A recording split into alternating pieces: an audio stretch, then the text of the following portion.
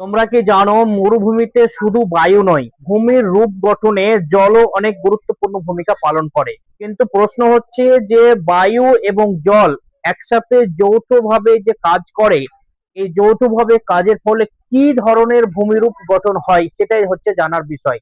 এই ক্লাসে আমরা সেটাই বিস্তারিত জানবো যে জল এবং বায়ু এই দুটাই মিশ্রিত বা যৌথভাবে বা একত্রিত ভাবে কাজ করলে কি ধরনের ভূমি গঠন হয় সেটা আমরা আজকে এই ক্লাসের মাধ্যমে জানবো বা এর রহস্য উদ্ঘাটন করব।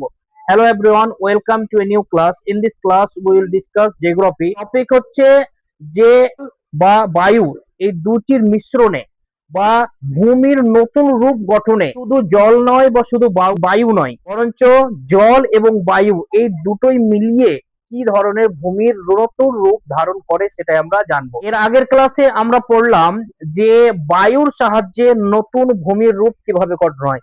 তার আগে পড়েছি যে হিমবাহের সাহায্যে কিভাবে নতুন ভূমিরূপ গঠন হয়। তার আগে পড়েছি নদীর সাহায্যে কি ধরনের ভূমিরূপ গঠন হয়। তাহলে এগুলো ধারাবাহিকভাবে ক্লাস চলে আসছে এবং আজকের ক্লাসে আমরা বিস্তারিত ডিসকাশন করতে যাচ্ছি যে ভূমির নতুন রূপ সৃষ্টি করতে শুধু জল নয় বা শুধু বায়ু নয়, বরঞ্চ জল এবং বায়ু এই দুটাই মিলিয়ে যৌথভাবে কি ধরনের ভূমিরূপ গঠন করে সেটা আমরা জানবো। প্রথমে হচ্ছে কি যে মরুভূমিতে শুধু জল না বা মরুভূমিতে শুধু বায়ু না, এই দুটোই মিলিয়ে আলাদা ধরনের একটি ভূমিরূপ গঠন করে। প্রথমে কি হচ্ছে যে বায়ু ও জলধারার যৌথ কাজে গঠিত ভূমিরূপ। কি ধরনের ভূমিরূপ হচ্ছে যে মরুভূমিতে শুধু বায়ু নয়, বরং বায়ুর সাথে জল বা জলের সাথে বায়ু এই দুটাই একসাথে মিলিয়ে কিন্তু আলাদা ধরনের কয়েকটি বিশেষ ধরনের ভূমিরূপ গঠন করে। যেটা হচ্ছে কি, এক নম্বর হচ্ছে পেডিমেন্ট, দু নম্বর হচ্ছে বাজাদা, তিন নম্বর হচ্ছে প্লায়া এবং চার নম্বর হচ্ছে অলুভিলিয়াল ফ্যান। এই চার ধরনের ভূমির গঠন করে বা বায়ু এবং জল এই দুইটি যৌথ কাজের ফলে যে ধরনের জমি গঠন হয় বা নতুন ভূমির রূপ গঠন হয়, সেই নতুন ভূমির রূপ নাম দেওয়া হয়েছে এই চারটি। কি, একটা হচ্ছে কি পেডিমেন্ট, আরেকটি হচ্ছে বাজাদা, আরেকটা হচ্ছে প্লায়া এবং চার নম্বর হচ্ছে কি আলুভিলিয়াল ফ্যান। এই চার ধরনের ভূমির গঠন হয় কিসের কাজে, কিসের সাহায্যে? বায়ু এবং জলের সাহায্যে। তাহলে আমরা এখন এগুলো সংজ্ঞাটা জানি। প্রথমে হচ্ছে কি পেডিমেন্ট। পেডিমেন্ট জমির বা নতুন ভূমিখণ্ড কাকে বলে? এর সংজ্ঞা হচ্ছে কি, পর্বত বা পাহাড়ের পদদেশ, পর্বত বা পাহাড়ের পাদদেশে বায়ু ও জলধারার ক্ষয় কার্যের ফলে যে মৃদু ঢাল বিশিষ্ট সমতল ভূমি সৃষ্টি হয় তাকে পেডিমেন্ট বলে। সংজ্ঞার মধ্যেই কিন্তু বৈশিষ্ট্যগুলো আমরা খুঁজে পাবো যদি আমরা খুঁজে রাখার কৌশল শিখে থাকি। কৌশল কি? সংজ্ঞাটাকে ঠিক মতো আমি পড়বো, তাহলে এখান থেকে বৈশিষ্ট্য বেরিয়ে যাবে যে এই পেডিমেন্ট ভূমির রূপটি বা ভূমি গঠনটি কোথায় হয়? পাহাড় বা পর্বতের পাদদেশে। পাদদেশে মানে নিচে। এখন আমরা যদি ধরে নিই যে এটা হচ্ছে কি পাহাড়, ঠিক আছে, ধরে নিলাম, ধরতে কি অসুবিধা, ধরে নিলাম তাই না? এটা হচ্ছে কি পাহাড় এবং এই যে এই জায়গাটা, এই জায়গাটা হচ্ছে পাহাড়ের পাদদেশ। এই জায়গাটা কি পাহাড়ের পাদদেশ। এবার এই জায়গাতে বায়ু, বায়ু বয়ে আসলো, জলধারা বয়ে আসলো এবং এই বায়ু এবং জলধারা বয়ে আসার ফলে পাহাড়ের যে ক্ষয় কার্য সৃষ্টি হলো, কারণ জল বয়ে আসলো, বায়ুর সাথে বায়ু জলকে শক্তি দিয়ে প্রবাহ করে নিয়ে গেল। তাহলে কি হবে? এই আশেপাশের মাটি বা নুড়ি পাথর ক্ষয় হবে, অবশ্যই ক্ষয় হবে। এবং এই ক্ষয় হওয়ার ফলে যে হালকা মৃদু ঢালু, মৃদু ঢালু বলতে হালকা ঢালু, অল্প একটু ঢালু, যে সব ঢালুগুলো তৈরি হয় সেগুলোকে বলে পেডিমেট ভূমিখণ্ড। কি বলে? পেডিমেট ভূমিখণ্ড। বোঝা গেল?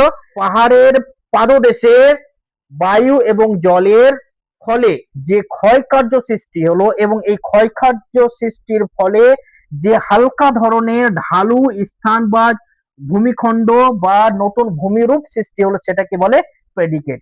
তাহলে পাদদেশ কোনটি হলো?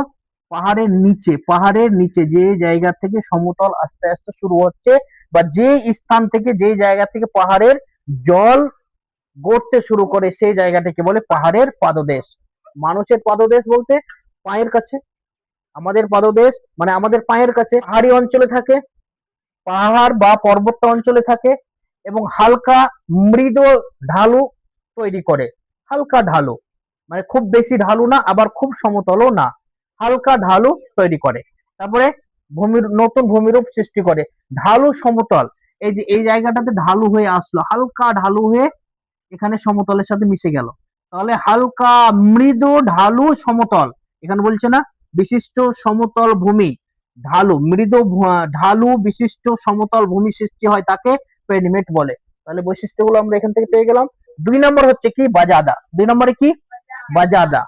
বাজাদার এর সংজ্ঞা কি, যে একাধিক পেডিমেট পরস্পরের সঙ্গে যুক্ত হয়ে যে বিস্তৃত ঢালু সমভূমি তৈরি করে তাকে বাজাদা বলে।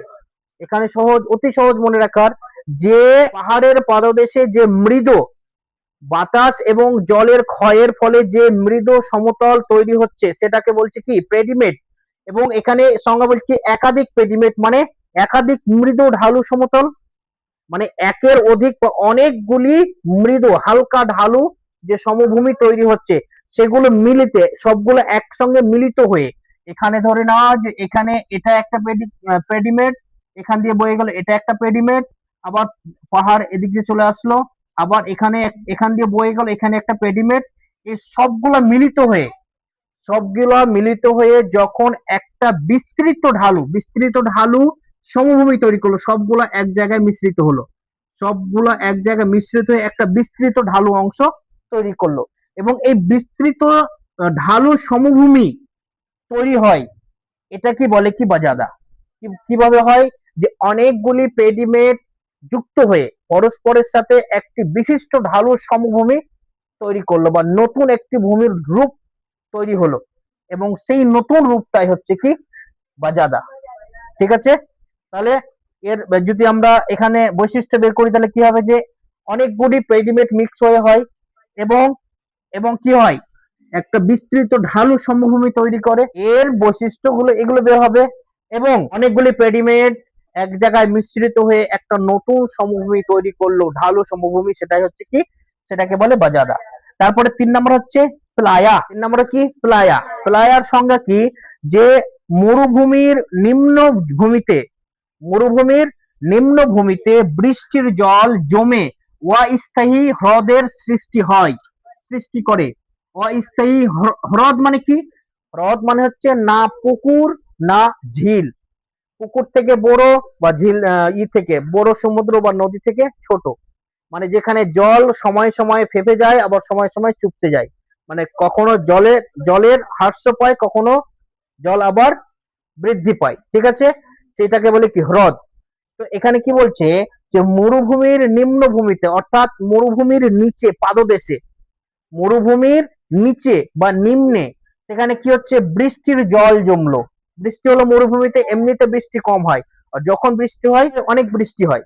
তো এই বৃষ্টির জল জমলো কোথায়, মরুভূমির নিম্নভূমিতে, মানে মরুভূমি থেকে নিচে বৃষ্টির জল এসে জমে কি করলো অস্থায়ী হ্রদের তৈরি করে, বা অস্থায়ী হ্রদ মতো হয়, মানে বৃষ্টির জল ওখানে জমাট বাঁধে। অস্থায়ী এই জন্য যে মরুভূমিতে জল বেশিক্ষণ থাকবে না, অস্থায়ী কিছুদিনের মধ্যে সেটা জল আবার শুকিয়ে যাবে। তা কি বলছে, যে মরুভূমিতে মরুভূমির নিম্নভূমিতে বৃষ্টির জল জমে অস্থায়ী হ্রদের সৃষ্টি করে, এবং পরে জল শুকিয়ে গেলে যে সমতল লবণাক্ত ভূমি তৈরি হয় তাকে বলে কি প্লায়া। তাকে বলে প্লায়া। কি ভূমি তৈরি করে, যখন এই অস্থায়ী হ্রদটি শুকিয়ে গিয়ে লবণাক্ত আবরণ পড়ে থাকে, সেটা কি বলে প্লায়া। এর বৈশিষ্ট্য কি, এর বৈশিষ্ট্য বের হলে মরুভূমির ঢালু জায়গা বা মরুভূমির নিচে অবস্থান করে, বৃষ্টির জলকে চুষে ধরে রাখে, এবং বৃষ্টির জল শুকিয়ে গেলে সেখানে এক ধরনের লবণাক্ত আবরণ পড়ে থাকে, এবং সেই আবরণ তাকে বলে কি প্লায়া মৃত্তিকা, বা ভূমির নতুন রূপ, বা ভূমির একটি নতুন দর্শন। তারপর হচ্ছে কি, যে অলুভিয়াল ফ্যান, এটা হচ্ছে একটি জমির টুকরা বা নতুন ভূমি গঠনের নাম। এর সঙ্গে কি, পাহাড়ি জলধারা সমভূমিতে নেমে এলে তার বেগ কমে যায়। এখন যদি আমরা এখানে দেখি যে বড় উঁচু উঁচু পাহাড়, আমরা যদি ঝর্ণায় বা পাহাড়ে যাই তাহলে কিন্তু এটা দেখতে পাবো, উঁচু উঁচু পাহাড় রয়েছে, পাহাড় দিয়ে ঝর্ণার জল, উপরে গ্লেসিয়ার্স রয়েছে, এই গ্লেসিয়ার্স গলে, হিমবাহ গলে ঝর্ণা রূপে আছড়ে পড়লো এবং সমতলে বা নিম্নের দিয়ে এসে এর গতিটা কমে গেল। কেন গতি কমে গেল? জলের গতি কখন থাকে? যখন ভূমি ঢালু থাকে তখন জলের গতি থাকে, এবং যখন জল সমতলে এসে পৌঁছায় তখন জলের গতি কি হয়ে যায়? কমে যায় বা থেমে যায়। তখন কিন্তু জল আর সামনের দিকে এগোয় না। এবার প্রশ্ন হচ্ছে যে বন্যার সময়তে তো সমভূমিত বা সমতল জায়গা তো জল বয়ে যায়, সেটা হচ্ছে স্রোত। সেটা হচ্ছে কি?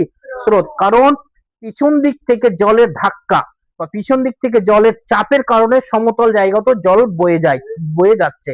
কারণ অতিরিক্ত জল হয়ে গেছে পিছনে, সেই জল বয়ে যাওয়ার জন্যই সমতলও জল বয়ে যায়, ওটাকে বলে স্রোত। কিন্তু যখন নদী বয়ে যায় বা ঝর্ণার জল যখন বয়ে আসে পাহাড় থেকে, পাহাড় তো উঁচু, পাহাড় উঁচু, উঁচু থেকে পাহাড়ের জল বয়ে আসলো, কোথায় মিলবে? সমতল নদীতে মিলবে। যখনই সেই পাহাড়ের জল বা ঝর্ণার জল সমতল ভূমিতে এসে থামে, তখন কিন্তু জলের আর স্রোত থাকে না বা গতি থাকে না, তখন জল স্থির হয়ে যায়। এখানে সঙ্গে কি বলছে?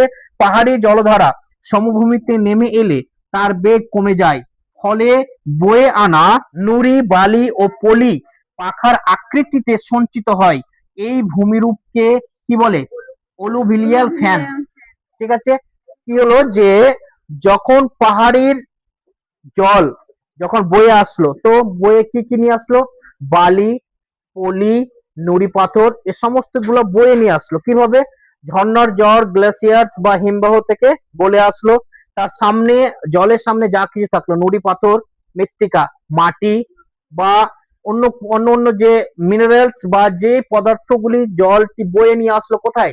সমতলে বা সমভূমিতে, সমান ভূমিতে। তো সমভূমিতে এসে জলের স্রোত কি হয়ে যায়? কমে যায় বা থেমে যায়। তো যখন থেমে গেল আর জলের সাথে যে মিশ্রিত পদার্থ বা যেগুলি ক্ষয় করে নিয়ে আসলো, সেগুলো কি হবে? ওখানে স্টপ হয়ে যাবে, বসে যাবে, এবং ওখানে বসে গিয়ে যখন পাখার আকৃতির রূপ ধারণ করে, ভূমির গঠন করে, সেই ভূমির গঠনটিকে বলে কি? অলুভিয়াল ফ্যান। ঠিক আছে? এর বৈশিষ্ট্য কি হবে? যে পাহাড়ের জল বয়ে আসলো, এবং পাহাড়ের জল বয়ে আসলো কি সঙ্গে নিয়ে? ক্ষয় কার্য করে আসলো, তার সাথে নুড়ি পাথর, বালি এবং পলি সঙ্গে নিয়ে আসলো, এবং সেটা এসে সমতলে থেমে গিয়ে সেখানে পাখার আকৃতির একটি নতুন ভূমির রূপ ধারণ করলো বা নতুন ভূমির দর্শন করলো, বা নতুন ভূমির আকৃতিতে সঞ্চিত হলো, তখন সেটিকে বলা হয় কি? অলুভিয়াল ফ্যান। তাহলে এটাই ছিল আজকের আলোচনা, যে ভূমির আকৃতি গঠনে বা ভূমির নতুন রূপ গঠনে শুধু জল না বা শুধু বায়ু না, বরঞ্চ যে বায়ু এবং জল এই দুটি মিশ্রণে বা এই দুইটির যৌথ কার্যের ফলে কি কি ভূমিরূপ গঠন হয়। কয় ধরনের ভূমিরূপ গঠন হয়? 4 ধরনের। একটা হচ্ছে কি? পেডিমেড, একটা হচ্ছে বাজাদা, একটা হচ্ছে প্লায়া, একটা হচ্ছে অলুভিয়াল ফ্যান। এই 4 ধরনের ভূমির গঠন হয়। আমরা 4 ধরনের ভূমির সংজ্ঞা জানলাম, এবং এই সংজ্ঞা থেকে আমরা বৈশিষ্ট্য বের করলাম। এটা আমাদের সঞ্চয় করে রাখতে হবে এবং সময় মতো তা আয়ত্ত করতে হবে।